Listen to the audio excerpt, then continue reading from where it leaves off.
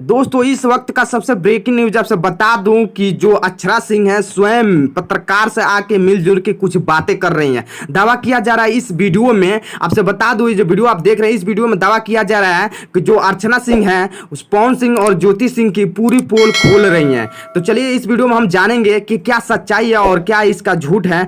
तो बने रहे इस चैनल पर। आप अगर चैनल पर नए होंगे तो चैनल को सब्सक्राइब करिए और जो बगल वाला घंटा के निशान उसे दबा दीजिए। दोस्तों आपसे बता दूं जो अक्षरा सिंह है हमेशा सुर्खियों में छाई रहती हैं और पवन सिंह के विवाद में जब भी कोई विवाद होता है तो आपसे बता दूं जो अक्षरा सिंह है स्वयं आकर लाइव आकर बातें चीतें करती हैं। और भोजपुरी इंडस्ट्री में इतना ज्यादा कचरा मतलब फैल चुका है कि आप लोग देख ही रहे हैं कि भोजपुरी इतना ज्यादा न्यूज आपको देखने के लिए मिल रहा है हर न्यूज रिपोर्टर पर। आपसे बता दूं कि अक्षरा सिंह स्वयं बता रही हैं कि पवन सिंह का इसमें दोष है। पवन सिंह को ऐसा नहीं करना चाहिए क्योंकि जो तलाक का मुद्दा आया था पहले तो पवन सिंह के साथ ही आया था और पवन सिंह पहली बार तलाक के मुद्दा पर बात किए थे।